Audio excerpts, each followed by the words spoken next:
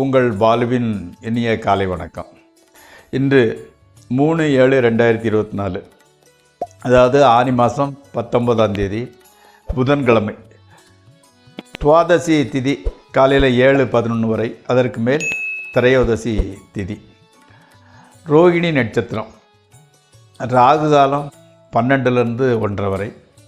யமகண்டம் காலையில் 7:30லேருந்து 9 வரை.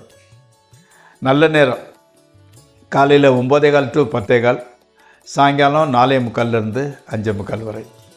சந்திராஷ்டிரமம் துலா ராசிக்காரங்களுக்கு உடையது. அணிய வேண்டிய உடையின் நிறம் பச்சை.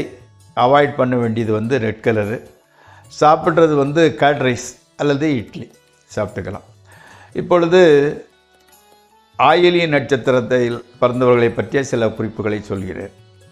இந்த ஆயில்ய நட்சத்திரம் உள்ளவங்க ரொம்ப சாமர்த்தியமாக பேசக்கூடிய சக்தி உடையவர்கள். இவங்க எப்படின்னா பகைவர்களை கூட நண்பராக்கி கொள்வார்கள். அதே சமயத்தில் கொஞ்சம் மனக்கவலை எப்பவும் இருந்துக்கிட்டே இருக்கும்.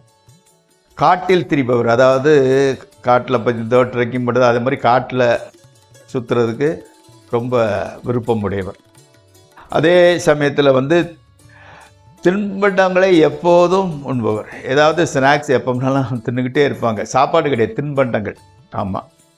அதே மாதிரி தாய் தேந்தியர்களின் அன்புக்கு பாத்திரமானவர்கள்.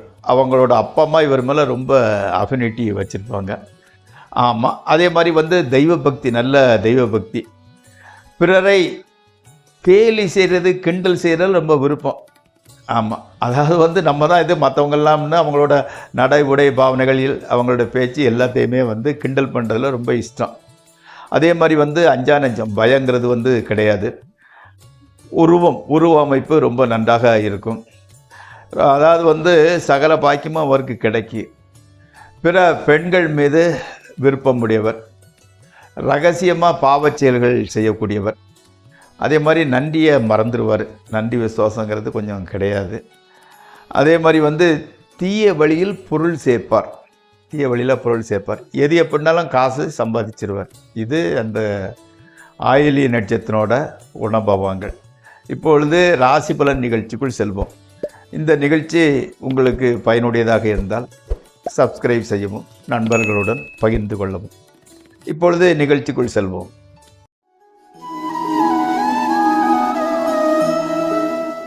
முதலில் மேசராசி. அதாவது தாய் தந்தையினோட ஒரு நல்ல உடல்நிலை, சந்தோஷம், மனநிலை ரெண்டுமே நல்லா இருக்குது. அப்போ உங்களுக்கு வேறு பிரச்சனையே பெருசாக பாதிக்கக்கூடிய பிரச்சனைகள் கிடையாது. அப்போ பெற்றோர்களோட மனநிலை நன்றாக இருந்தால் எல்லாமே நல்லபடி நடக்கும். குடும்பத்தில் மொத்தத்தில் ஒரு சந்தோஷமான சூழ்நிலை உலவுகின்றது. புதிய வரவு ஒன்று வரப்போகிறது. புதிய உயிர் ஒன்று வரப்போகிறதா இருந்தால் மேக்சிமம் அது குழந்தையாக இருக்கிறதுக்கு உண்டான வாய்ப்புகள் தான் அதிகம். பண ரொட்டேஷன் டைட்டாக இல்லாமல் திருப்தியாக இருக்கிறது. விவசாயிகளுக்கு அந்த விவசாய தொழில் நல்லபடியாக செல்கிறது. மனசுக்குள்ளே இந்த வருஷம் மாதம் நல்லா இருக்குங்கிற நம்பிக்கை ஏற்படுகிறது. அதே மாதிரி ரிஷபராசி. குழந்தைகளுக்கு, மகன் அல்லது மகள் அல்லது குழந்தைகளுக்கு உடல்நிலை சரியில்லாமல் இருந்தது தேறி வருகிறது. மனசு ரொம்ப காமாக இருந்துக்கிட்டு இருக்குது. ஒரு கான்ட்ராக்ட் விஷயமாக பிரயாணம் செய்ய வேண்டியது வருகிறது. நண்பரோடு சேர்ந்து பயணிக்கின்றீர்கள். மனைவி உங்கள் மீது சற்று கோபமாக இருக்கிறாங்க. பணப்புழக்கம் ஓரளவு பரவாயில்லை. வியாபாரம் செய்பவர்களுக்கு சுமாராகத்தான் நடக்கிறது. நண்பர்கள் மூலம் செலவு தான் வந்துக்கிட்டு இருக்கு. அப்போ உங்ககிட்ட வாங்கி சாப்பிட்றவங்கள தவிர உங்களுக்கு செலவு பண்ணுறவங்க யாரும் இல்லை. பிரயாணம் போன காரியம் சக்ஸஸ் ஆகலை. உத்தியோகம் செய்பவர்களுக்கு பெரிய அளவில் முன்னேற்றம் இல்லை.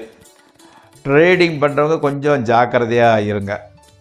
வீடு மாற்றம், வீடு சேஞ்சஸ் வரப்போகிறது. அப்போது அதுக்கு உஷாராக ரெடியாக இருந்துக்கோங்க. கடகராசி.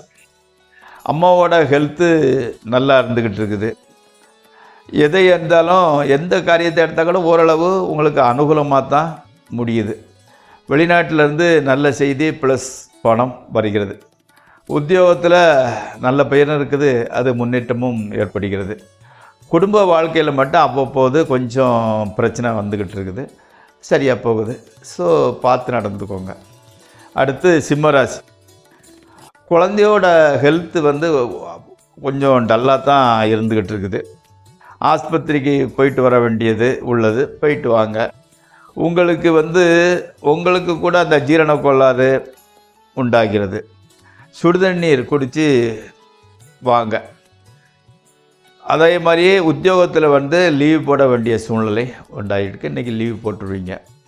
அடுத்து கன்னியாராசி. பணவரவு திருப்திகரமாக இருக்கிறது. ட்ரேடிங் செய்பவர்களுக்கு ஓரளவு லாபம் வருகிறது. அம்மா அப்பாவின் உடல்நிலை கூட நன்றாக இருக்கிறது.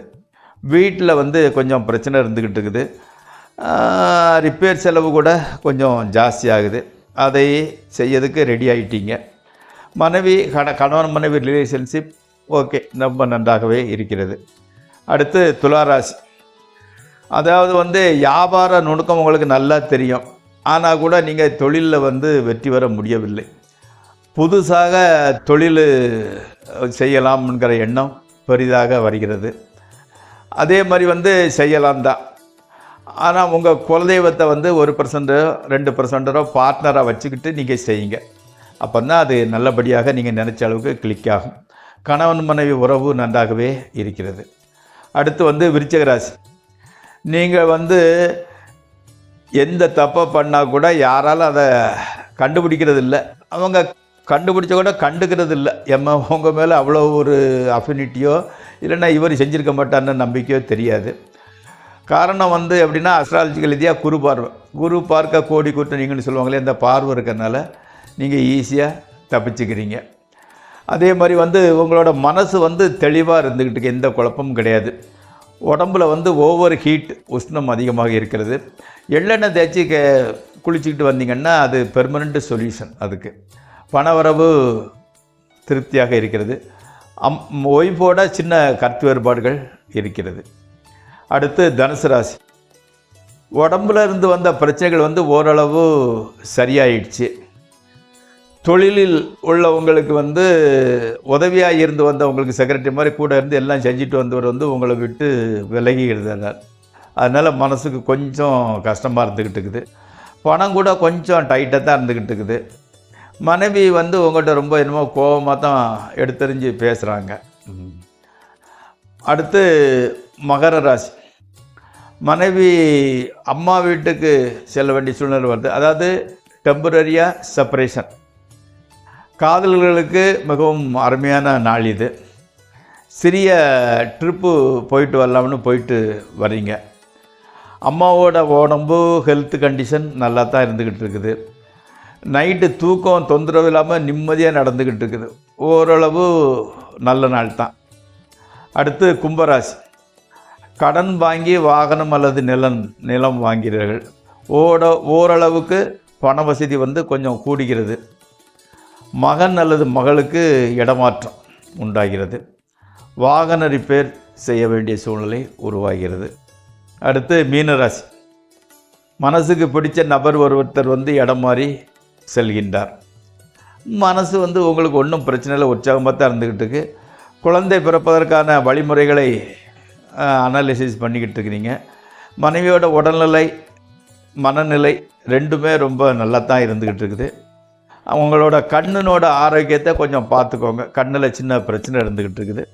அரசாங்கத்தின் அனுகூலம் நல்லபடி கிடைக்கிறது. நண்பர்களே, இந்த ராசிபலன் நிகழ்ச்சி இத்துடன் முடிவடைகிறது. நாளை மீண்டும் சந்திப்போம்.